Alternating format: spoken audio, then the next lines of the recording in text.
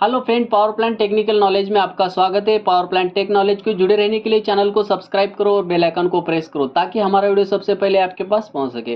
तो फ्रेंड, आज हम देखने वाले हैं वैम मशीन। वैम मशीन क्या होता है, आप थंबनेल में देख लिए होंगे कि हॉट वाटर से चिल्ड वाटर हम कैसे बनाते हैं। तो आज हम इस वैम मशीन के बारे में फुल्ली डिस्कस करने वाले हैं और प्रॉपर अच्छे तरीके से हम इसको समझने की कोशिश करने वाले हैं।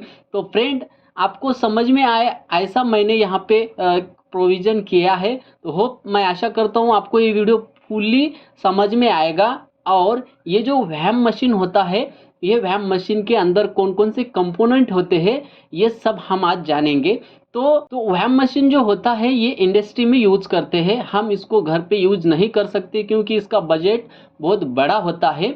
जैसे कि हमारे एसी काम करता है वैसा ही ये कूल करने का काम करता है, लेकिन ये जो होता है ये रिएक्शन के लिए होता है। वैम मशीन जो है बॉयलर के ऑपोजिट में काम करता है, यानी कि बॉयलर जो होता है ये हॉट रिएक्शन या पावर प्लांट में जो होता है बॉयलर, उसमें स्टीम हीट प्रोड्यूस करता है स्टीम के थ्रू। तो यहाँ पे जो है वैम मशीन उसी तरह सेम, लेकिन हीट जो है वो कम कर देती है, यानी कि कूल यानी कि चिल्ड वाटर हम प्रोवाइड करते हैं, यानी कि कूलिंग सिस्टम को देते हैं। तो यहाँ पे हम फुली इसके बारे में डिस्कस करने वाले हैं। बहुत ही इंफॉर्मेटिव वीडियो है फ्रेंड, नॉलेजफुल वीडियो है। इस वीडियो को स्किप न करते हुए आप पूरा देखिए, तभी ये समझ में आएगा। हो सकता है ये वीडियो लंबी बन जाए, लेकिन फ्रेंड ये जो है पूरा वीडियो देखने के बाद ही आपको पूरा कंसेप्ट इसका समझ में आएगा। तो होप, मैं आशा करता हूँ ये आपको समझ में आएगा। तो देर ना करते हुए वीडियो को स्टार्ट करते हैं। तो सबसे पहले हम जानेंगे कि वैम मशीन यानी कि वैम का मतलब क्या होता है। वैम का मतलब होता है फ्रेंड, यहाँ पे आप देख सकते हो, वेपर ऑब्जॉर्वर मशीन, यानी कि वाटर का जो है हम उसका वेपर बनाते हैं और उसमें से जो वेपर निकलता है उसी वेपर में हीट होती है और वो हीट हम ऑब्जॉर्व करते हैं। ऑब्जॉर्व करते हैं यानी कि वो खींच लेते हैं। तो वो कैसे हम उसको वेपर बनाते हैं और वो हीट कैसे खींचते हैं, अब हम इस वीडियो में देखने वाले हैं। तो फ्रेंड, मैं आपको एक बात बता दूं, ये वैम मशीन समझने से पहले कुछ बेसिक चीज़ें ऐसी है कि हमें बहुत इम्पोर्टेंट है वो समझना। अगर वो बातें अगर हमें नहीं पता है तो हमें वैम मशीन जो है ये समझ में नहीं आएगी। आप YouTube पे बहुत सारे वीडियो देख सकते हो वैम मशीन के बारे में, बहुत YouTube पे वीडियो है, लेकिन वो आपके माइंड के ऊपर से चला जाएगा क्योंकि उसका जो बेसिक फंडा है, उसके पीछे जो लॉजिक है वो प्रॉपर तरीके से नहीं आपको मिलेगी। उसी मिसिंग को देखते हुए मैंने ये वीडियो बनाया है कि वैम मशीन अच्छे से अच्छे तरीके से आपको ये समझ में आ सके। तो फ्रेंड, हम वैम मशीन को थोड़ा सा बाजू में रख देते हैं। उससे पहले हम आते हैं हमारा एटमॉस्फेयर में क्या है और वाटर पे थोड़ा सा हम डिस्कस कर लेते हैं। तो हमारे एटमॉस्फेयर में क्या होता है और वाटर में जो हीट होती है वो हम हीट कैसे अलग कर सकते हैं, और वाटर के ऊपर हम अगर प्रेशर देते हैं तो उसका जो बॉइलिंग टेम्परेचर है यानी कि बॉइलिंग पॉइंट है वाटर का, वो कैसे बढ़ता है, थोड़ा सा हम उसके बारे में डिस्कस कर लेते हैं। तो यहाँ पे आप देख सकते हो, ये जो मशीन है मैंने आपको अभी अभी बताया है कि कहाँ पे यूज करते हैं। तो ये मशीन मोस्टली यहाँ पे कूलिंग के लिए यूज करते हैं, यानी कि चिल्ड वाटर जो उसका होता है, हम रिएक्शन यानी कि बॉयलर जो होता है, ये बॉयलर क्या काम करता है, हॉट रिएक्शन प्लांट में अगर है तो वहाँ पे बॉयलर बिठा करके उसका जो स्टीम का हीट है वहाँ पे हॉट रिएक्शन से होती है। तो सेम ऐसा ही उसका ऑपोजिट ये वैम है, वहाँ पे अगर कोल्ड रिएक्शन है, रिएक्टर को चाहिए कोल्ड, तो यहाँ पे उस वाटर का जो टेम्परेचर है, वैम मशीन का टेम्परेचर जो है कम करके वहाँ पे रिएक्शन के लिए भेज देते हैं या कूलिंग के लिए भेजते हैं। तो what is a water boiling point, आप इस सीधे मुद्दे पे आते हैं। तो वाटर का जो बॉइलिंग पॉइंट है ये क्या है, ये आपको समझना बहुत इम्पोर्टेंट है। होप आपको मालूम होगा, अगर नहीं मालूम हो तो फिर भी मैं आपको यहाँ पे बताने वाला हूँ। तो वाटर का जो बॉइलिंग पॉइंट होता है वो क्या होता है और कैसे होता है, तो मैं प्रैक्टिकली आपको एक बताने वाला हूँ कि ये देखिए, आप यहाँ पे मैंने एक बर्तन लिया है, उस बर्तन के अंदर एक नॉर्मल वाटर डाल दिया यानी कि पानी है। तो आप यहाँ पे देख सकते हो एज अ एटमॉस्फेयर प्रेशर, यानी कि हमारे एटमॉस्फेयर में जो प्रेशर है वो है अप्रॉक्स यानी कि लगभग 1 kg है। तो उस 1 kg प्रेशर में हमने इस बर्तन के अंदर वाटर डाल दिया तो वाटर के अंदर कुछ भी रिएक्शन नहीं हो रही है, वो अभी लिक्विड फॉर्म में है और स्टेबल है, यानी कि वो उसके जगह पे है, उसके अंदर कोई रिएक्शन नहीं हो रही है। अगर हम इस वाटर को हीट देते हैं, आप यहाँ पे देख सकते हो, अगर हम उस वाटर को हीट देते हैं तो यहाँ पे पानी क्या करेगा, यहाँ पे जो वाटर है वो बॉईल करने लग जाएगा, यानी कि उबलने लग जाएगा। तो यहाँ पे आप स्पष्ट देख सकते हो, हम हर रोज ये रिएक्शन घर में करते हैं। तो यहाँ पे हमने क्या किया, इस नॉर्मल वाटर को यहाँ पे हीट दे दिया। हीट आप कैसे भी दे सकते हो, वुड से दे सकते हो, गैस फायरिंग दे सकते हो, डीजल फायरिंग, पेट्रोल फायरिंग, जैसे भी आप इसको हीट देंगे तो वो क्या करेगा, उबलने लग जाएगा। तो फ्रेंड आपको यहाँ पे ये समझना है कि अगर उसको नॉर्मल वाटर को हम हीट देते हैं तो उबलने लग जाता है, फिर और हम उबलने वाले वाटर को हीट देते हैं तो आगे क्या होता है, आपको पता है आगे क्या होता है, लेकिन प्रॉपर हमें उसका नाम नहीं पता होता है। तो आप यहाँ पे देख सकते हो, यहाँ पे हमारा नॉर्मल वाटर है और उसको हमने हीट दिया तो यहाँ पे वाटर उबलने लगा है, यानी कि यहाँ पे बॉईल होने लगा है। और यहाँ पे आप देख सकते हो उसी बॉईल वाटर को हम अगर और ज़्यादा हीट देते हैं तो यहाँ पे आप देख सकते हो उस वाटर का वेपर फॉर्मेशन हो जाता है। वेपर फॉर्मेशन हो जाता है मतलब क्या है कि उस वाटर में जो हीट है वो ज़्यादा यहाँ पे इसको हमने प्रोवाइड किया, तो वो हीट जो है वेपर फॉर्मेशन, यानी कि वाटर जो होता है वो लिक्विड फॉर्मेशन में होता है, उसका लिक्विड फॉर्म से स्टीम फॉर्म यानी कि गैस फॉर्म में वो कन्वर्ट हो जाता है। हम उसको जो वाटर से वो जो निकलता है यहाँ पे धुआं जैसा, उसको हम वेपर बोलते हैं, स्टीम भी बोल सकते हैं, कोई प्रॉब्लम नहीं। तो ये जो कन्वर्ट होने का जो पॉइंट होता है, तो हमने क्या किया, यहाँ पे टेम्परेचर उबले हुए पानी को हीट दिया, उसका टेम्परेचर बढ़ गया, बढ़ जाने के बाद एक सिचुएशन ऐसी है कि उसमें से वेपर्स निकलने लगे। वो जो वेपर्स निकलते हैं उसको ही बॉइलिंग पॉइंट बोलते हैं। तो आगे देखते हैं बॉइलिंग पॉइंट कैसा होता है। तो यहाँ पे आप देख सकते हो, तो हमने क्या किया, उबले हुए पानी को हीट दिया और वो हीट ने क्या किया, वाटर को वेपर फॉर्म में कन्वर्ट कर दिया। तो यहाँ पे लिक्विड फॉर्म से वेपर फॉर्म में वाटर कन्वर्ट हो गया, तो वो होता है हमारा बॉइलिंग पॉइंट। देखिए आप देखिए यहाँ पे देख सकते हो बॉइलिंग पॉइंट ऑफ वाटर, यानी कि 100 डिग्री सेल्सियस तक वो जो वाटर है टेम्परेचर होल्ड करके रख सकता है। अगर हम और उसको हीट देते हैं तो वो क्या करता है, 100 के ऊपर टेम्परेचर जाता है तो वो वेपर फॉर्म में कन्वर्ट हो जाता है, लिक्विड फॉर्म में नहीं रहता है। तो ये जो कंडीशन है ये कहाँ पे होती है और कैसे होती है, तो ये कंडीशन जो है फ्रेंड, यहाँ पे हमारे एटमॉस्फेयर के प्रेशर के ऊपर ये हमने करके बताया है और यहाँ पे हमने देखा है। तो हमारा जो घर में कुकिंग होता है, यानी कि चावल के लिए हम वाटर उबालते हैं तो उसको उस वाटर को हम प्रेशर नहीं देते हैं, और लेकिन आपको ये पता होगा कि कुछ अगर ज़्यादा बॉईल करना है तो उसमें हम क्या करते हैं, उसको कुकर में डाल देते हैं। कुकर यानी कि क्या कर दिया हमने, उसको वो जो एटमॉस्फेयर का प्रेशर है वो प्रेशर हम उसको यहाँ पे क्लोज कर दिया है। तो वहाँ पे उसके अंदर जो भी हीट बढ़ने वाली है, वो हीट की वजह से जो भी वेपर में कन्वर्ट होने वाला है वो प्रेशराइज होने वाला है और उसका ज़्यादा यहाँ पे बॉइलिंग पॉइंट बढ़ जाता है।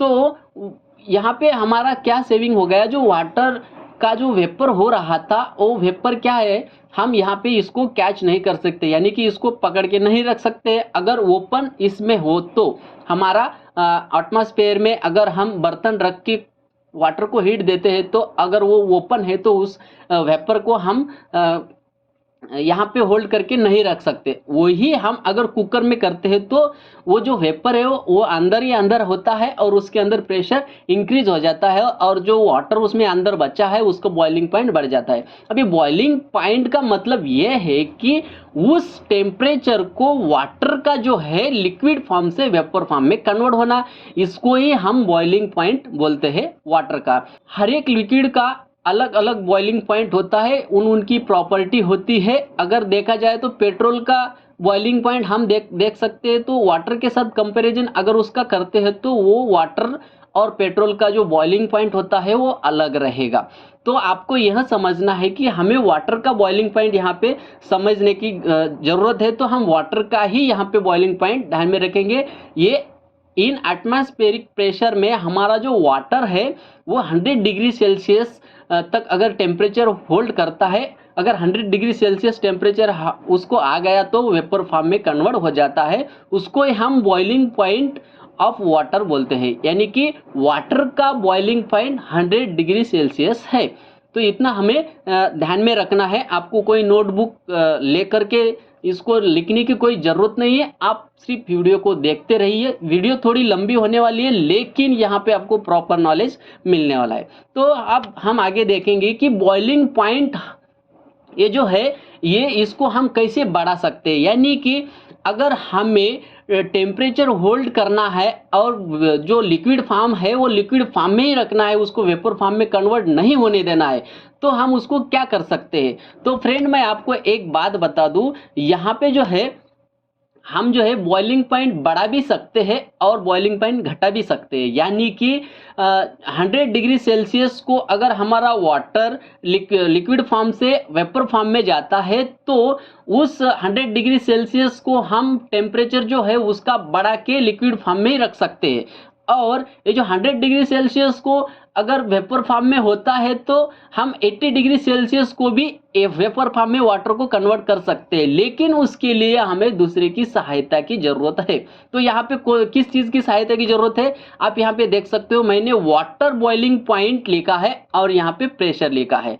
तो फ्रेंड मैं आपको एक बात यहाँ पे बता दूं, जब हम किसी भी वाटर का अगर प्रेशर बढ़ा देते हैं तो उसका जो वाटर बॉइलिंग पॉइंट टेम्परेचर है वो बढ़ जाता है। और अगर हम किसी का वाटर का प्रेशर अगर घटा देते हैं, यानी कि अंडर वैक्यूम में चले जाते हैं, जो पॉजिटिव है जस्ट उसका नेगेटिव आप सोच के देखिए। अगर हम 1 kg यहाँ पे वाटर का प्रेशर बढ़ाते हैं तो हम उसका प्रेशर घटा भी सकते हैं, यानी कि हमारा एटमॉस्फेयर का जो प्रेशर है अभी हम यहाँ पे 0 कंसीडर करेंगे, क्योंकि हमने इसको डेवलप नहीं किया है, ये नेचुरली प्रेशर है, तो हम इसको प्रेशर गेज में 0 कंसीडर करते हैं। इसके ऊपर अगर हमारा प्रेशर बढ़ता है तो हम वो प्रेशर कंसीडर करते हैं। तो अप्रोक्स हमें पता है कि हमारा एटमॉस्फेयर का जो प्रेशर होता है 1 kg होता है, लेकिन हम उसको कंसीडर नहीं करते हैं, उसको हम बोलते हैं गेज प्रेशर, एब्सोल्यूट प्रेशर हम उसको बोलते हैं, लेकिन वो हमारा अभी यहाँ पे कंसीडर नहीं होगा, तो हम यहाँ पे 0 कंसीडर कर लेंगे। अगर हमारा वाटर अभी एटमॉस्फेयर में जब हम ओपन इसमें रखते हैं उसको टेम्परेचर देते हैं तो 100 डिग्री सेल्सियस को यहाँ पे बॉईल हो जाता है, यानी कि लिक्विड फॉर्म से वेपर फॉर्म में कन्वर्ट हो जाता है। तो वाटर का एज अ एटमॉस्फेरिक प्रेशर में जो बॉइलिंग पॉइंट होता है वो 100 डिग्री सेल्सियस है। तो हम थोड़ा सा प्रेशर बढ़ा देते हैं वाटर का, तो क्या होगा, यहाँ पे देख सकते हो आप, मैंने 0.5 kg प्रेशर बढ़ा दिया है, तो यहाँ पे क्या हो गया, वाटर का बॉइलिंग पॉइंट भी बढ़ गया। वाटर का बॉइलिंग पॉइंट बढ़ गया, इसका मतलब क्या हो गया कि जब हमारा वाटर का प्रेशर कितना था, अभी 0 है, तो वहाँ पे 100 डिग्री सेल्सियस में कन्वर्ट हो रहा था वेपर फॉर्म में, तो यहाँ पे हमने प्रेशर कितना बढ़ाया, वाटर का 0.5 kg, तो वो जो लिक्विड फॉर्म से वेपर फॉर्म में कन्वर्ट हो रहा था वो 110 डिग्री सेल्सियस टेम्परेचर आने के बाद ही यहाँ पे वो वेपर फॉर्म में कन्वर्ट होने वाला है, 100 डिग्री सेल्सियस को नहीं होने वाला है, क्योंकि हमने यहाँ पे प्रेशर उसका बढ़ा दिया है। तो आपको मैं ये बता दूं थोड़ा सा, ये क्या है, 735 mmHg, ये है अंडर वैक्यूम का जो वेसल होता है उसका जो वैक्यूम कितना है, हम इस यूनिट से वहाँ पे उस वैक्यूम को मेजर करते हैं, इसलिए मैंने आपको ये बताया है। तो हमें इसकी बहुत ज़रूरत है, क्योंकि ये अंडर वैक्यूम में हम इसको ले जाने वाले हैं एक वेसल को, और उस वेसल का जो वैक्यूम है हम mmHg मर्क्यूरी कॉलम से हम इसको मेजर करने वाले हैं। तो mmHg का मतलब होता है मिलीमीटर मर्क्यूरी। यहाँ पे जो है ये जो यूनिट है ये वैक्यूम का जो प्रेशर होता है, यानी कि वो वैक्यूम जो होता है नेगेटिव प्रेशर हम यहाँ पे इसकी सहायता से मेजर करते हैं, ये वैक्यूम का मेजर करने का यूनिट है। तो हम देखते हैं नेगेटिव में प्रेशर कितना, यानी कि अंडर वैक्यूम में हम वाटर छोड़ते हैं तो उसका बॉइलिंग पॉइंट कैसे कम होता है। तो आप यहाँ पे देख सकते हो यहाँ पे कितना mmHg है, ये 735 mmHg यहाँ पे है, तो हमने उसको कम कर लिया, यानी कि एक क्लोज वेसल में हमने वैक्यूम क्रिएट किया और उसमें उसके अंदर वैक्यूम कितना लिया हमने, 357.7 mmHg। तो यहाँ पे वाटर का जो बॉइलिंग पॉइंट है वो कम हो गया। अभी आपको पता है वाटर का बॉइलिंग पॉइंट यानी कि यहाँ पे 100 डिग्री सेल्सियस टेम्परेचर पे हमारा जो वाटर है वो वेपर फॉर्म में कन्वर्ट हो रहा था। तो यहाँ पे क्या हो गया, हमने अंडर वैक्यूम में वाटर को छोड़ दिया तो यहाँ पे उसका जो बॉइलिंग पॉइंट है वो कम हो गया। तो यहाँ पे उसका जो वाटर से लिक्विड फॉर्म से वेपर फॉर्म में कन्वर्ट होने का जो टेम्परेचर है वो बहुत कम आ गया। यहाँ पे 80 डिग्री सेल्सियस को वो जो लिक्विड फॉर्म से वेपर फॉर्म में यहाँ पे कन्वर्ट हो जाएगा। और थोड़ा सा हम अब यहाँ पे प्रेशर बढ़ा देते हैं तो क्या होता है, तो यहाँ पे आप देख सकते हो मैंने क्या किया, यहाँ पे 1 kg प्रेशर बढ़ा दिया। 1 kg प्रेशर बढ़ाने के बाद क्या हुआ, 120 डिग्री सेल्सियस टेम्परेचर इसका गया, यानी कि बॉइलिंग पॉइंट इसका बढ़ गया। 120 डिग्री सेल्सियस टेम्परेचर जब तक नहीं आएगा वाटर का, तब तक वो लिक्विड फॉर्म में ही रहेगा, वाटर फॉर्म में ही रहेगा, सिर्फ उसका जो टेम्परेचर है वो बढ़ता जाएगा। 120 डिग्री सेल्सियस आ गया, उसके बाद वो वेपर फॉर्म में कन्वर्ट होगा। यहाँ पे हमने क्या किया, अभी 1.5 kg इसका प्रेशर बढ़ा दिया तो उसका बॉइलिंग पॉइंट जो है वो भी बढ़ गया। होप आपको ये बॉइलिंग पॉइंट समझ में आ रहा होगा। तो यहाँ पे आप देखिए, हमने आप यहाँ पे पॉजिटिव में देखा था, अभी निगेटिव में देखेंगे। तो यहाँ पे आपको बताया है, अगर निगेटिव में हमने यहाँ पे 357.7 mmHg अगर अंडर वैक्यूम ये करते हैं एक क्लोज वेसल में, तो उसका बॉइलिंग जो पॉइंट है वो कम हो जाता है। तो हमने फिर से और कम कर दिया और ज़्यादा वैक्यूम ले लिया, तो यहाँ पे क्या हो गया, 60 डिग्री टेम्परेचर यहाँ पे आ गया, यानी कि वो जो वाटर है वो 60 डिग्री टेम्परेचर को वो डायरेक्ट वेपर फॉर्म में कन्वर्ट हो जाएगा। फिर से हमने 80.0 mmHg यानी कि और ज़्यादा वैक्यूम हमने क्रिएट किया, तो वाटर का जो बॉइलिंग पॉइंट है यहाँ पे आप देख सकते हो 40 डिग्री सेल्सियस टेम्परेचर पे वो बॉइलिंग पॉइंट यहाँ पे आ गया है। तो 40 डिग्री सेल्सियस के ऊपर ही वो क्या हो गया, वाटर वेपर फॉर्म में कन्वर्ट हो जाएगा। और यहाँ पे आप देख सकते हो हमने 2 kg प्रेशर पॉजिटिव में बढ़ा दिया, तो यहाँ पे टेम्परेचर बॉइलिंग पॉइंट है वो बढ़ गया 140 डिग्री सेल्सियस। तो हमने फिर से यहाँ पे जो अंडर वैक्यूम है, वैक्यूम हमने बढ़ा दिया, तो यहाँ पे देखिए वाटर का जो बॉइलिंग टेम्परेचर है यहाँ पे 20 डिग्री सेल्सियस को वेपर फॉर्म में कन्वर्ट हो जाएगा। तो अभी देखिए यहाँ पे हमने 6 mmHg यहाँ पे क्या कर दिया, वैक्यूम ले लिया, तो यहाँ पे 10 डिग्री सेल्सियस, 10 यानी कि बहुत ही कम। हम 20 डिग्री सेल्सियस के नीचे अगर हमारा क्लाइमेट का टेम्परेचर आता है तो बहुत ठंड लग जाती है। तो यहाँ पे आप देख सकते हो, सोच सकते हो कि यहाँ पे 10 डिग्री सेल्सियस टेम्परेचर पे वो वेपर फॉर्म में कन्वर्ट हो जाएगा।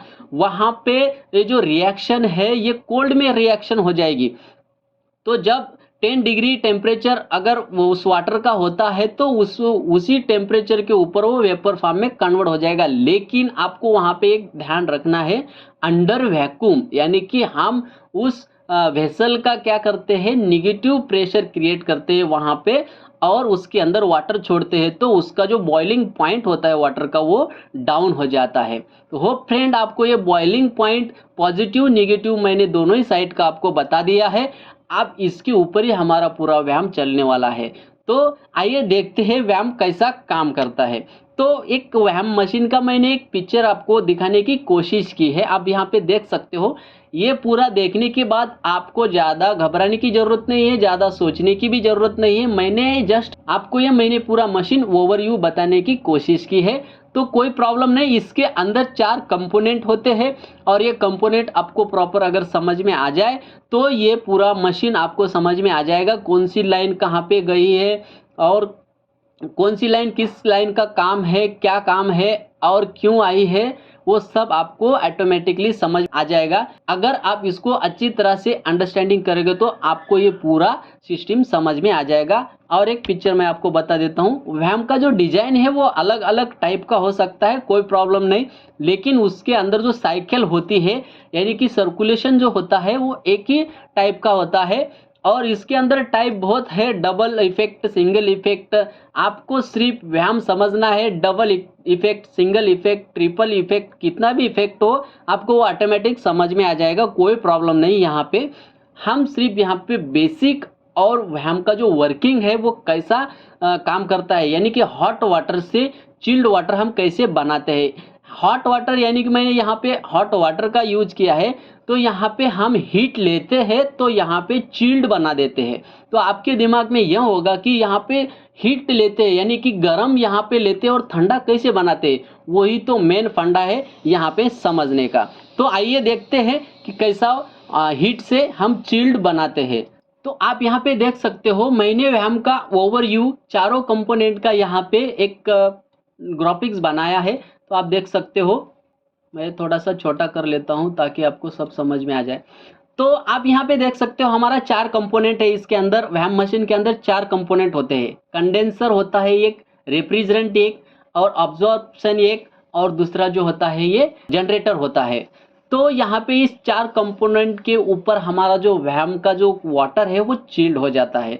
तो वो कैसे होता है, ये लाइन क्या काम करती है, ये लाइन यहाँ से यहाँ क्यों जोड़ा गया है, कौन सी लाइन कहाँ पे जोड़ देनी चाहिए, कौन सी लाइन कहाँ पे होनी चाहिए, ये आपको लॉजिक से मैं सिखाने वाला हूँ। यहाँ पे आपको लिख के रखने की कोई ज़रूरत नहीं है, कोई नोटबुक लेने की ज़रूरत नहीं है। सिर्फ आप वीडियो को देखते रहिए, आपको पूरा फुली समझ में आ जाएगा आसान तरीके से, कोई यहाँ पे प्रॉब्लम नहीं है। मैंने यहाँ पे सब जो सर्कुलेशन है विथ पैरामीटर से बताने की कोशिश किया है, तो होप आपको ये समझ में आएगा। तो हम इस ओवरव्यू प्लांट को स्टेप बाय स्टेप से समझने की कोशिश करेंगे। तो स्टार्ट करते हैं हम यहाँ पे एक क्लोज वेसल से। आप यहाँ पे देख सकते हो हमने क्या किया, एक क्लोज वेसल लिया। अभी क्लोज वेसल के अंदर क्या किया, हमने एक वैक्यूम क्रिएट कर लिया। तो वैक्यूम क्रिएट करने के बाद हमने क्या किया, वैक्यूम कितना क्रिएट किया, तो यहाँ पे आप देख सकते हो 6 mmHg। तो ये पर्ज टैंक है। अभी ये क्या है, ये भी इसका भी मैं आपको बता देता हूँ। ये पर्ज टैंक जो है ये क्या करता है, इस क्लोज वेसल के अंदर जो भी अनवांटेड गैसेस होता है, जो हमें नहीं चाहिए होता है, वो गैस यहाँ पे ये पर्ज टैंक बाहर निकाल देता है। ये हमारा पर्ज पंप है, इस पंप से हम वैक्यूम क्रिएट कर लेते हैं इस क्लोज वेसल के अंदर। आप समझ लीजिए कि अभी इसमें इसके अंदर कंसीडर करिए कि 6 mmHg वैक्यूम है। तो इस वैक्यूम के अंदर हम क्या करेंगे, अब वाटर छोड़ते हैं। तो यहाँ पे आप देख सकते हैं हमने क्या किया, इस क्लोज वेसल के अंदर वैक्यूम है, वैक्यूम के अंदर हमने क्या किया, यहाँ पे वाटर छोड़ दिया। ये वाटर कौन सा है, डीएम वाटर। इस वाटर को हम क्या बोलते हैं, रेफ्रिजरेंट वाटर। ये रेफ्रिजरेंट करता है इसलिए हम इसको रेफ्रिजरेंट बोलते हैं। तो ये जो डीएम वाटर है, डीएम वाटर ही यहाँ पे यूज कर सकते हैं क्या, नहीं, यहाँ पे कौन सा भी आप वाटर यूज कर सकते हो, कोई प्रॉब्लम नहीं। लेकिन डीएम वाटर जो है इन फ्यूचर की सेफ्टी के लिए हम यूज करते हैं। यहाँ पे आप आरओ वाटर भी यूज कर सकते हो, रॉ वाटर भी यहाँ पे यूज कर सकते हो। तो डीएम वाटर से क्या होता है, डीएम के अंदर, डीएम मतलब डीमिनरलाइज वाटर, यानी कि उसके अंदर कौन से भी मिनरल्स नहीं होते हैं, और वो जो वाटर है इस वेसल के जो प्लेट होते हैं उस प्लेट को कोरोडिव वगैरह ऐसा कुछ होने नहीं देता है, इसलिए हम डीएम वाटर यूज यहाँ पे करते हैं। इन फ्यूचर हमारा मशीन का जो लाइफ है वो बढ़ सके। तो यहाँ पे आप देख सकते हो हमने डीएम वाटर फीड कर लिया। अभी ये जो वाटर है ये कहाँ से आ रहा है, ये आपको मैं अभी नहीं बताने वाला हूँ। थोड़ी देर आपको ये रुकना है, तो ये आपको समझ में आ जाएगा आगे कि वाटर कहाँ से आ रहा है। तो आप कंसीडर कर लीजिए कि यहाँ पे एक वाटर आ रहा है, वो वाटर डीएम होता है, उस वाटर को हम रेफ्रिजरेंट बोलते हैं। तो आगे देखें, यहाँ पे जैसे हमारा वाटर यहाँ इसके अंदर इंटर किया तो वहाँ पे क्या हो गया, वेपर फॉर्म में कन्वर्ट हो गया। आपको पता है वेपर फॉर्म में ये कन्वर्ट क्यों हुआ, क्योंकि यहाँ पे हमने वैक्यूम लिया है, वैक्यूम के अंदर वाटर का जो बॉइलिंग पॉइंट है वो कम हो जाता है। तो यहाँ पे क्या हो गया, वेपर फॉर्म में कन्वर्ट हो गया। अभी ये जो वेपर है उस वाटर के अंदर से जो वेपर निकला है, यानी कि हीट निकली है, कौन सी हीट निकली है, 10 डिग्री सेल्सियस टेम्परेचर के ऊपर की जो हीट है, 11 होगी 12 होगा, वो जो हीट है उस हीट का वेपर हो गया, और वो हीट यहाँ पे वेपर फॉर्म में आने लगी है। तो ये वेपर जो है हमें बाहर निकालना है। ये अगर बाहर निकाले तो तभी तो हमारा ये चिल्ड होगा, यानी कि कूल होगा। तो ये वेपर हम कैसे निकालते हैं, तो यहाँ पे आप देख सकते हो ये जो है लिथियम ब्रोमाइड एक केमिकल है।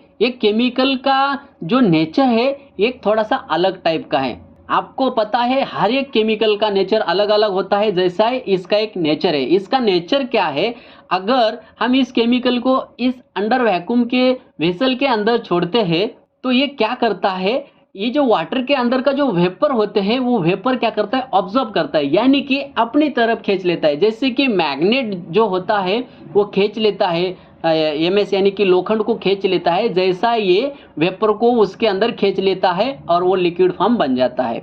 तो यहाँ पे ये जो लिथियम ब्रोमाइड केमिकल है ये कॉन्सेंट्रेट केमिकल है, यानी कि वो प्योर केमिकल है। उसके बाद इसके अंदर हमने उसको छोड़ दिया तो वो क्या हो गया, यहाँ पे वेपर खींच लिया। तो ये जो लिथियम ब्रोमाइड है ये खींचने के बाद क्या हो जाता है, डाइल्यूट हो जाता है। तो यानी कि यहाँ पे आप देख सकते हो ये खींच रहा है, यहाँ का वेपर जो है खींच रहा है।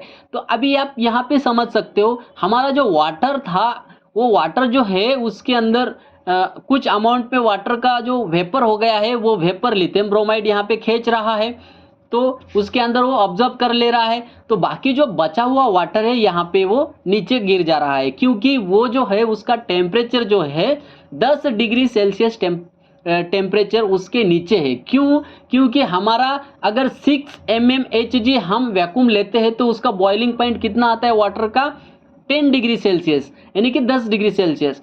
तो 10 डिग्री सेल्सियस जो टेम्परेचर है उसके ऊपर जो टेम्परेचर उसका क्या होगा, उसका वेपर फॉर्म में कन्वर्ट हो जाएगा। और जो उसके नीचे का जो टेम्परेचर है तो वो लिक्विड फॉर्म में ही रहेगा, क्योंकि उसका टेम्परेचर उतना नहीं है तो वो वेपर फॉर्म में कन्वर्ट होने वाला नहीं है। तो आपको ये समझ में आया होगा। तो यहाँ पे लिथियम ब्रोमाइड क्या करता है, इस वेपर को ऑब्जर्व कर लेता है। ऑब्जर्व करके क्या करता है, वो उस ऑब्जर्व करने का उसका कैपेसिटी खत्म हो जाता है तो वो वेपर को वाटर बना लेता है और वो नीचे गिर जाता है, लिक्विड फॉर्म में हो जाता है। तो यहाँ पे आप देख सकते हो कंटिन्यूसली यहाँ पे जो रेफ्रिजरेंट वाटर है हमारा डीएम वाटर यहाँ पे कंटिन्यूसली आ रहा है, यहाँ पे कंटिन्यूसली लिथियम ब्रोमाइड भी आ रहा है। तो यहाँ पे रिएक्शन क्या हो रहा है, यहाँ पे हमने वैक्यूम लिया है तो यहाँ पे जो 10 डिग्री टेम्परेचर के ऊपर जो टेम्परेचर है यहाँ पे हीट उसका उस वाटर का जो टेम्परेचर है वो वाटर क्या कर रहा है, वेपर फॉर्म में कन्वर्ट हो रहा है और वेपर ये लिथियम ब्रोमाइड खींच रहा है। और लिथियम ब्रोमाइड कॉन्सेंट्रेट है तो वो वेपर के वजह से डाइल्यूट हो जा रहा है। उस वेपर को लेके यहाँ पे जो लिथियम ब्रोमाइड डाइल्यूट सॉल्यूशन है वहाँ पे कलेक्ट हो रहा है। दूसरी बात आपको मैं यहाँ पे बता दूं कि मैंने यहाँ पे दिखाया है इवेपोरेशन एंड ऑब्जर्व पार्टीशन। तो यहाँ पे क्या हो गया, यहाँ पे हमारा वाटर क्या हो रहा है, इवेपोरेट हो रहा है, यानी कि वो वेपर फॉर्म में कन्वर्ट हो रहा है। वो वेपर फॉर्म में जो भी कन्वर्ट हो रहा है वो यहाँ पे वेपर लिथियम ब्रोमाइड ले ले रहा है। तो लेकिन जो बचा हुआ वाटर है वो नीचे गिर रहा है। और यहाँ पे भी जैसा वो लिथियम ब्रोमाइड कॉन्सेंट्रेट उस वेपर को खींच लेता है उसके बाद जो डाइल्यूट हो जाता है नीचे गिर जाता है। तो यहाँ पे रेफ्रिजरेंट वाटर और लिथियम ब्रोमाइड यहाँ पे पहले मिक्स हो रहे थे, लेकिन हमने क्या किया, यहाँ पे एक पार्टीशन लगा दिया इस वेसल के अंदर और ऊपर से हमने क्या किया, एक स्पेस रख दिया वेपर ऑब्जर्व करने के लिए लिथियम ब्रोमाइड के लिए। तो यहाँ पे क्या हो गया, अभी रेफ्रिजरेंट वाटर जो है हमारा यहाँ पे सेपरेटली कलेक्ट हो रहा है और यहाँ पे लिथियम ब्रोमाइड जो है डाइल्यूट सॉल्यूशन ये सेपरेटली यहाँ पे कलेक्ट हो रहा है। तो आपको इतना समझ में आया होगा। तो आगे देखते हैं आगे क्या होने वाला है। तो यहाँ पे आप देख सकते हो हमारा वैम मशीन का पर्पज क्या है, कूलिंग करना। तो हम किसी भी सिस्टम को या रिएक्टर को अगर कूलिंग करते हैं तो यहाँ पे क्या हो रहा है, इस रेफ्रिजरेंट के अंदर इसके अंदर हमने वाटर का टेम्परेचर डाउन किया और एक कॉइल डाल दिया। इस कॉइल को अंदर हमने वाटर डाल दिया तो ये कॉइल क्या करती है, यहाँ पे इस कॉइल के अंदर हमने वाटर का एक सर्कुलेशन चालू कर दिया। तो यहाँ पे इस रेफ्रिजरेंट वाटर का अंदर का जो डाउन टेम्परेचर है, जो हीट कम हो गया है उसका, वो हीट हम इस कॉइल के अंदर ऑब्जर्व कर लेते हैं। यानी कि हीट क्या होती है, जिधर ज़्यादा हीट होती है वो कम हीट के तरफ फ्लो करती है। आपको थर्मोडायनामिक का सेकंड लॉ पता होगा। तो मैं आपको एक एग्जांपल बता देता हूँ कि अगर एक गिलास हमें पानी पीना है लेकिन वो गर्म है तो हमें ठंडा करके पीना है। तो हमारे पास ठंडा कुछ भी नहीं लेकिन हमारे सामने बर्फ है, तो क्या हम करेंगे, उस बर्फ को ग्लास में डाल देते हैं। तो बर्फ के साथ साथ क्या होता है, पहले तो ठंडा क्या रहता है, बर्फ रहता है और ग्लास में हॉट वाटर है। तो हमने क्या किया, ग्लास के अंदर बर्फ डाल दिया। तो बर्फ डालने के बाद थोड़ी देर के बाद क्या हो जाता है, वो ग्लास का पानी ठंडा हो जाता है। वैसे ही उसी प्रकार हमने इस कॉइल के अंदर हीट ट्रांसफर कर लिया। तो रेफ्रिजरेंट वाटर का जो हीट है वो हीट हमने ले लिया और हमारी जो हीट इस सिस्टम के अंदर हॉट थी वो हीट हमने इवापोरेट यहाँ पे कर दिया। तो यहाँ पे हीट ट्रांसफर हो गई और हमारा जो सिस्टम है हमने इस सिस्टम को यहाँ पे कूलिंग कर दिया। तो आप देख सकते हो ये सिस्टम है, इस सिस्टम से हमें अभी कोई लेना देना नहीं, इस सिस्टम के बारे में हम डिस्कस नहीं करने वाले हैं। हमारा काम है वैम मशीन का जो कूलिंग चिल्ड वाटर होता है वो चिल्ड वाटर कैसे हम बनाते हैं। तो यहाँ पे सिस्टम को हमने कूल कर दिया, तो यहाँ पे जो सिस्टम है ये सिस्टम कूलिंग लेती है, फिर से वही वाटर यहाँ पे कॉइल के अंदर सर्कुलेशन होता है। तो अभी यहाँ पे अब हम देखेंगे कि ये जो यहाँ पे रेफ्रिजरेंट वाटर कलेक्ट हुआ है और लिथियम ब्रोमाइड का जो डाइल्यूट सॉल्यूशन कलेक्ट हुआ है उसका क्या करते हैं, तो आगे हम देखेंगे। तो यहाँ पे आप देख सकते हो ये कूलिंग वाटर है, कूलिंग वाटर इन हो गया। तो ये जो लिथियम ब्रोमाइड है, लिथियम ब्रोमाइड क्या कर रहा है, हीट ऑब्जर्व कर रहा है, यानी कि वेपर का अंदर का जो हीट है वो ऑब्जर्व कर रहा है, वेपर ऑब्जर्व कर रहा है। तो उसको कूल करने के लिए हमने एक कूलिंग वाटर का सिस्टम यहाँ पे दे दिया। कूलिंग वाटर जो कॉइल है यहाँ इसके अंदर यहाँ पे आता है, उस सिस्टम को कूलिंग करके आउट हो जाता है। तो इसका आउटलेट टेम्परेचर यहाँ पे मैंने आपको बताया है 35 टू 45 डिग्री सेल्सियस टेम्परेचर। तो यहाँ पे इतना उसका अप्रॉक्स हो सकता है। तो यहाँ पे लमसम आप पकड़ लीजिए, कंसीडर फिक्स ये वैल्यू कंसीडर मत कीजिए, क्योंकि जैसा आपका वैम का कैपेसिटी होता है वैसा यहाँ पे उसका टेम्परेचर मिलता है। तो चिल्ड वाटर का हमारा जो यहाँ पे देख सकते हो आप, ये कूल होके यहाँ पे टेम्परेचर मिल रहा है हमको 5 टू 7 डिग्री सेल्सियस। तो हमारा जो वैम से कूलिंग वाटर जो आउट हो रहा है, यानी कि चिल्ड वाटर आउट हो रहा है, तो वो 5 से लेकर 7 तक यहाँ पर उसका टेम्परेचर है। और सिस्टम से हमें जो रिटर्न यही चिल्ड वाटर आ रहा है तो उसका टेम्परेचर यहाँ पे 10 से लेके 12 डिग्री सेल्सियस तक है। तो इसका जो डेल्टा टी है, यानी कि टेम्परेचर डिफरेंशियल जो है दोनों भी लाइन में, यानी कि एक वैम का आउटलेट लाइन और वैम का इनलेट लाइन के अंदर 5 से लेके 7-8 तक यहाँ पे डेल्टा टी हमें मिलता है, उसको हम डेल्टा टी बोलते हैं, यानी कि टेम्परेचर डिफरेंशियल। तो यहाँ पे हमने लिथियम ब्रोमाइड का जो सॉल्यूशन है ये डाइल्यूट करके इसको कूलिंग किया और लिक्विड फॉर्म में यहाँ पे अभी है। तो इस लिथियम ब्रोमाइड सॉल्यूशन के अंदर अभी क्या क्या है, तो लिथियम ब्रोमाइड है और यहाँ पे इसके अंदर वाटर है। अभी ये लिथियम ब्रोमाइड मैंने आपको बताया था कॉन्सेंट्रेट आ रहा है, तो इसको हम कॉन्सेंट्रेट कैसे बनाते हैं, हमें क्या करना है, लिथियम ब्रोमाइड के अंदर का अगर हम वो जो वाटर है वो वाटर निकाल देते हैं तो लिथियम ब्रोमाइड क्या हो जाता है, कॉन्सेंट्रेट हो जाता है। तो हम उस वाटर को कैसा निकालेंगे, तो आगे आप देख सकते हो हम उस वाटर को जनरेटर के मदद से निकालते हैं। तो ये जनरेटर क्या होता है, अभी देखिए यहाँ पे हमने लिथियम ब्रोमाइड के नीचे से ये जो वेसल है इसके अंदर जो लिथियम ब्रोमाइड हमने कलेक्ट किया है डाइल्यूट सॉल्यूशन, उसको एक टैपिंग जोड़ के यहाँ पे हमने पंप बिठाया है। इस पंप को हम बोल सकते हैं ऑब्जॉर्ब पंप। तो ये पंप के थ्रू हम इस डाइल्यूट सॉल्यूशन को यहाँ से इस जनरेटर के अंदर भेजते हैं। तो जनरेटर के अंदर क्या होता है, जनरेटर के अंदर क्या होता है यहाँ पे आप देख सकते हो, मैंने आपको पहले बताया था हीट लेते हैं और चिल्ड वाटर बनाते हैं। तो यहाँ पे हमने बॉयलर, मैंने एक जस्ट बॉयलर यहाँ पे वर्ड यूज किया है ताकि आपको पता चले कि हीट कैसे यहाँ पे हम लेते हैं। तो एक फर्नेस है, उस फर्नेस के अंदर हमने हीट दिया है और उस हीट के अंदर हमने क्या किया है, कॉइल डाल दिया है। जैसे हमने चिल्ड वाटर का कॉइल डाला था वैसे ही सेम हॉट वाटर का यहाँ पे कॉइल डाल दिया है। उस कॉइल के अंदर हमने क्या किया, जो वाटर का टेम्परेचर है उसको बढ़ा दिया है। आपको पता है मैंने बताया है वाटर का अगर टेम्परेचर बढ़ता है तो उसका बॉइलिंग पॉइंट भी बढ़ जाता है, यानी कि उसका जो टेम्परेचर होल्ड करने की कैपेसिटी वो बढ़ जाती है। तो यहाँ पे हमने एक पंप दिया है, उस पंप को हम हॉट वाटर पंप बोलते हैं। तो ये पंप क्या करता है, इस कॉइल के अंदर का जो वाटर है कंटिन्यूसली सर्कुलेशन करता है। तो यहाँ पे ये जो कॉइल है हमने इस बॉयलर के अंदर दिया है तो यहाँ पे हीट इसको मिल जाएगी। तो इसका हीट जो इनलेट टेम्परेचर होता है जनरेटर के अंदर, यहाँ पे आप देख सकते हो 110 degree Celsius to 115 degree Celsius तक इसका टेम्परेचर हमें मिलता है। तो एज अ एटमॉस्फेयर प्रेशर में हमारा जो वाटर का बॉइलिंग पॉइंट टेम्परेचर है वो 100 है। तो हमने क्या किया, लिथियम ब्रोमाइड के अंदर का जो वेपर है, डाइल्यूट सॉल्यूशन है, उसके अंदर जो वाटर है वो वाटर हमें अलग करना है। तो हमने क्या किया, इस कॉइल के ऊपर वाटर को छोड़ दिया।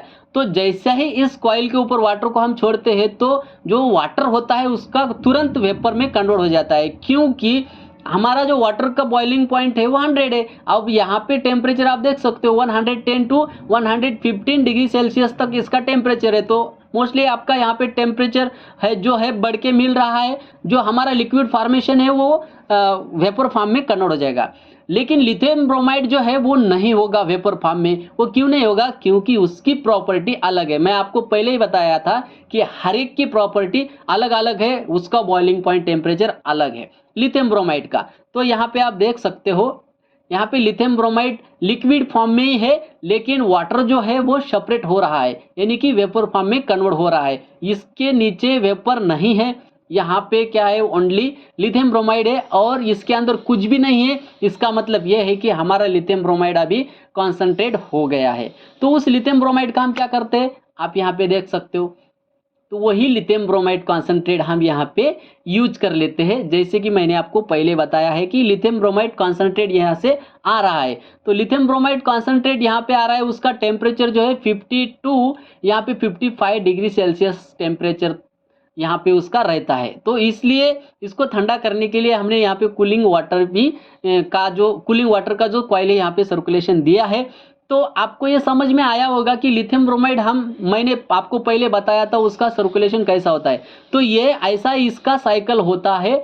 ये लिथियम ब्रोमाइड क्या होता है, कॉन्सेंट्रेट इस वेसल के अंदर आ जाता है, ऑब्जर्व मशीन के अंदर। यहाँ पे वेपर वो ऑब्जर्व कर लेता है और डाइल्यूट हो जाता है, उसको हम डाइल्यूट सॉल्यूशन बोलते हैं।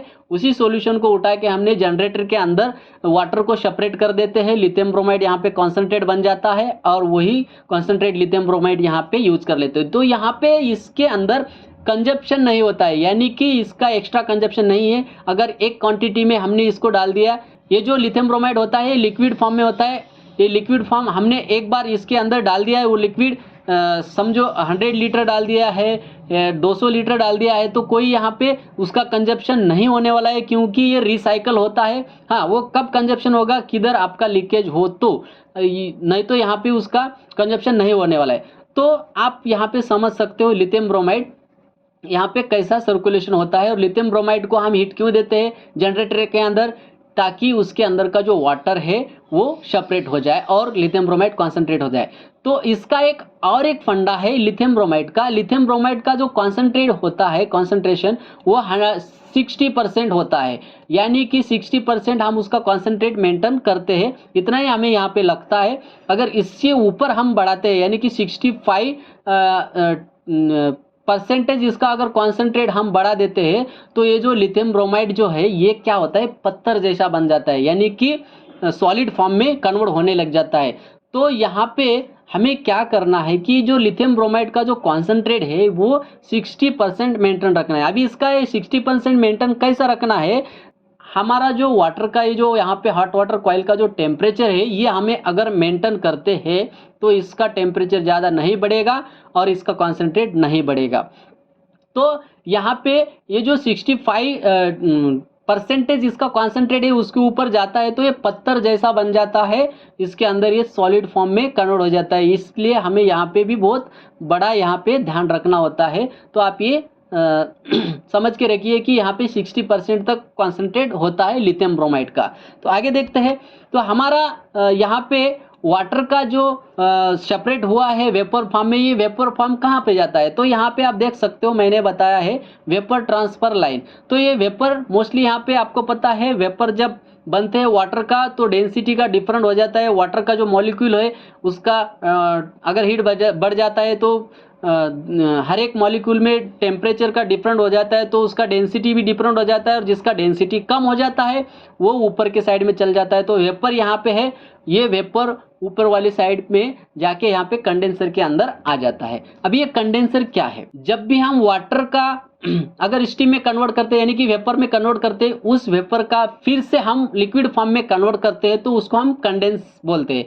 तो यहाँ पे इस कंपोनेंट को कंडेंसर नाम दिया है। तो ये कंडेंसर क्या करता है, इस वेपर को, इसके अंदर वेपर आता है कंडेंसर के अंदर, तो हमने यहाँ पे क्या दिया है, कूलिंग लाइन, यानी कि कूलिंग टावर से कूलिंग लाइन यहाँ पे दिया है और कॉइल दिया है। जैसा ही ये वेपर इसके ऊपर आता है, कूलिंग क्या कर लेता है, इसको कूल कर देता है और कंडेंसर में कन्वर्ट कर देता है, यानी कि लिक्विड फॉर्म में कन्वर्ट कर देता है। तो ये कूलिंग वाटर का जो टेम्परेचर है यहाँ पे देख सकते हो आप, 25 to 30 डिग्री सेल्सियस तक टेम्परेचर होता है इनलेट का, और कंडेंसर आउटलेट का टेम्परेचर आप यहाँ पे देख सकते हो 28 टू 35 डिग्री सेल्सियस तक यहाँ पे इसका टेम्परेचर हो जाता है। डिपेंड करता है आपका फ्लो कितना है, उसके हिसाब से यहाँ पे टेम्परेचर कम ज़्यादा हो जाता है। तो यहाँ पे डेल्टा टी आपको मिलता है इस टेम्परेचर का, इनलेट और आउटलेट कंडेंसर का 5 डिग्री सेल्सियस से लेके 7 डिग्री सेल्सियस तक यहाँ पे आपको डेल्टा टी इसका मिल जाएगा। तो ये जो कंडेंसर के अंदर हमने अभी इस वेपर का कंडेंस किया है, तो इसका क्या करते हैं, तो इसका हम आगे करते हैं। देखिए यहाँ पे फिर से हम इस रेफ्रिजरेंट के अंदर छोड़ देते हैं। तो आपको ये समझ में यहाँ पे ये समझना है कि हमने जो डीएम वाटर पहले लिया था, मैंने आपको बताया था कि बाद में आपको समझ में आ जाएगा, वही वाटर यहाँ पे रिसाइकल होता है। जैसे कि लिथियम ब्रोमाइड यहाँ पे रिसाइकल हो रहा था, आप यहाँ पे देख सकते हैं लिथियम ब्रोमाइड डाइल्यूट सॉल्यूशन यहाँ पे ले लिया, इसको यहाँ पे कॉन्सेंट्रेट बढ़ा दिया और फिर से हमने उसको यहाँ पे रिसाइकल किया। तो वैसा ही इसके अंदर इसका सर्कुलेशन होता है हमारा रेफ्रिजरेंट वाटर का।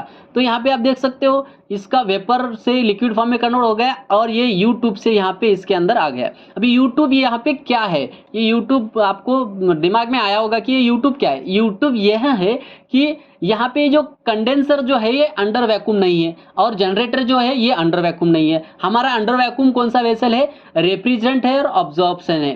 तो इसका जो सील है, यानी कि अगर हम इसको चांस देते हैं कहीं से भी टैपिंग निकल के डायरेक्ट हम अगर इसके अंदर कौन सा भी लाइन घुसाते हैं तो इसका जो वैक्यूम है वो ब्रेक हो जाएगा, यानी कि वैक्यूम नहीं रहेगा। इसलिए वैक्यूम का सील रखने के लिए यहाँ से वाटर आ रहा है रेफ्रिजरेंट वाटर, तो यहाँ पे ये सील रहना चाहिए। इसलिए यहाँ पे जब तक ये लेवल इतना नहीं भर के रहेगा तब तक ये जो सॉल्यूशन है ये नहीं इसके अंदर आएगा। तो आपको यहाँ पे ये समझना है कि जब ये आता है सॉल्यूशन तो ये पूरा भर के आता है, तो यहाँ पे वैक्यूम ब्रेक नहीं होता है।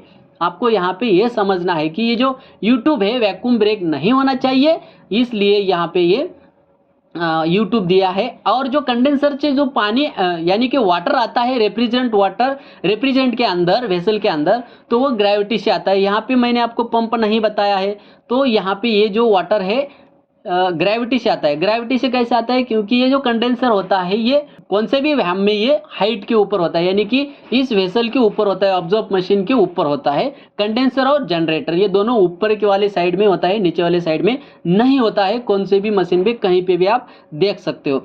उसके बाद यहाँ पे आप देख सकते हो रेफ्रिजरेंट पंप। अगर हमारा अभी ये रेफ्रिजरेंट पंप क्यों दिया है, अगर हमारा टेम्परेचर अभी ये साइकिल चलती है, अगर साइकिल चलती है तो क्या होता है, एक कंडीशन ऐसी आ जाती है कि हमारा जो वेपर है ये वेपर बहुत कम होने लग जाता है, यानी कि यहाँ पे टेम्परेचर डाउन हो जाता है और टेम्परेचर डाउन होने की वजह से यहाँ पे वेपर फॉर्म में कन्वर्ट नहीं होने वाला है।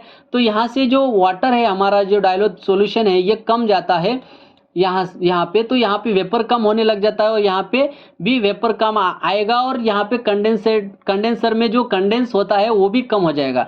तो वो कम हो जाता है, यहाँ पे कम यहाँ पे रेफ्रिजरेंट आएगा। लेकिन यहाँ पे ये जो रेफ्रिजरेंट का वाटर यहाँ पे होल्ड है ये क्या करता है, तो ये जगह पे रखने से हमारा तो कोई फायदा नहीं है, तो हम इसका रिसाइकल कर देते हैं, यानी कि यही वाटर उठाते हैं इसके अंदर हमने इसको रिसाइकल कर देते हैं। तो आप यहाँ पे देख सकते हो कि जब हम इस रेफ्रिजरेंट वाटर का सर्कुलेशन करते हैं तो कॉइल के अंदर टेम्परेचर जो आ रहा है वो डिफरेंशियल है। तो जब ये वाटर इस कॉइल के ऊपर आएगा तो उसका हीट इस वाटर के अंदर ट्रांसफर हो जाएगा और वो वेपर बन के इस लिथियम ब्रोमाइड के अंदर समा जाएगा, यानी कि ऑब्जॉर्ब हो जाएगा। तो आप यहाँ पे ये देख सकते हो हमारा जो वाटर का सर्कुलेशन हुआ है उसके बाद हमारा जो वेपर फॉर्म में यहाँ पे कन्वर्ट हुआ है और ये जो लिथियम ब्रोमाइड है डाइल्यूट सॉल्यूशन इसका हमें अभी यहाँ पे क्या कर रहे हैं, हम ये जनरेटर में ले जा करके इसका टेम्परेचर बढ़ा करके हमने क्या किया, इसका टेम्परेचर बढ़ा के वेपर फॉर्म में कन्वर्ट किया। तो यहाँ पे हमारा जो लिथियम ब्रोमाइड कॉन्सेंट्रेट आ रहा है इसका टेम्परेचर जो होता है बहुत ज़्यादा होता है, तो उसका टेम्परेचर कम करना होता है और इसका टेम्परेचर हमें बढ़ाना होता है, क्योंकि हमें इस यहाँ पे हॉट ही करना है। तो यहाँ पे एक हीट एक्सचेंजर लगता है। तो आप यहाँ पे देख सकते हो ये हीट एक्सचेंजर है। हमारा lithium dilute solution lithium bromide का जो टेम्परेचर है यहाँ पे कितना जा रहा है 50 टू 55 डिग्री सेल्सियस और यहाँ से कितना आउट हो रहा है 30 टू 35 डिग्री सेल्सियस। हमारा ये जो हीट एक्सचेंजर है इसके अंदर हमारा टेम्परेचर बढ़ जाता है। ये कैसे बढ़ता है?